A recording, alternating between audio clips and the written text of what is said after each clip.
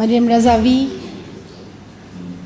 and ladies and gentlemen, I bring greetings from the largest democracy.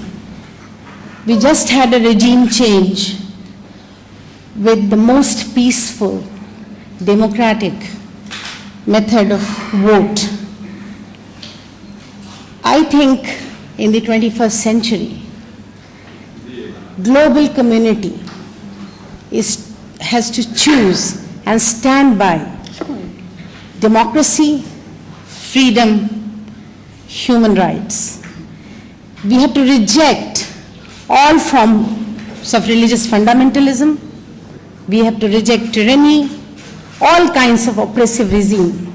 There is no place for any kind of undemocratic regime that exists, that kills people, that exploits people, and that really is something Iranian people, in the leadership of Mrs. Maryam Razavi, fighting.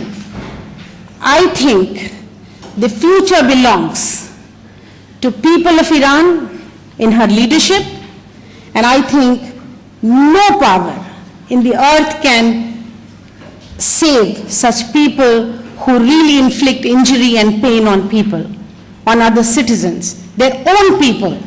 I have gone through and read and seen and heard so many stories since I was invited to attend this conference.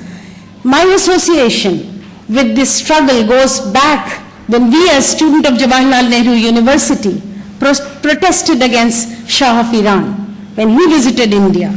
We marched and we tried to protest when in the heart of the city when his car cavalcade was going, and we all as students jumped before the car, and that was the only, and I just heard that Mrs. Kiran Bedi, it's ironical that she came here, she was the police officer and we were all lathi charged because we were students protesting against Shah of Iran.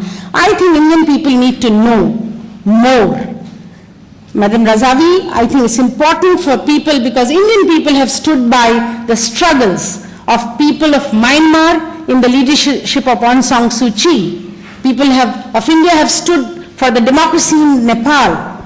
Indian people have stood for the struggle of Tibetan people. You know that His Holiness the Dalai Lama still has his government in India with support of Indian people. So I think it's important that all kinds of stories, messages, and the kind of the brutality that the Iranian people are facing should come closer home to Indian people. 1.2 billion people, democratic people, need to stand by you and support you in your struggle for this very, very important freedom, democracy, liberty, and also dignity of the people of Iran.